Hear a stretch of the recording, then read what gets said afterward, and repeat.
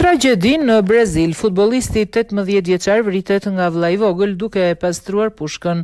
Futbollisti i ri Wanderson Brandao de Souza, 18 vjeç, nga Brazili, vdiq tragjikisht në Aragonia, kur sipas raportimeve u qullu aksidentalisht nga vllai i tij vogël ndërsa pastronte pushkën e tij. Policia po heton ende rastin ndërsa arma është sekuestruar.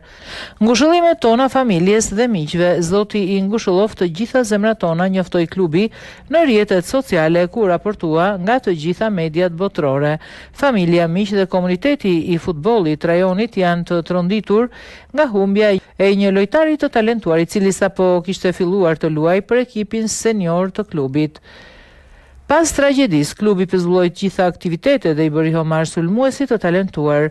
Klubi sportiv Piauí po përjeton një moment rishtimit të thellë për humbjen e sulmuesit Antonio Ilano, i cili vdiq në një aksident.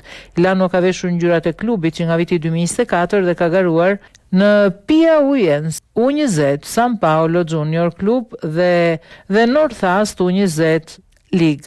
Ai ishte gati të udhëtonte me ekipin në Copa Brazil Sub-20, shkroi klubi në deklaratën e tij. Bëra me rrokjet.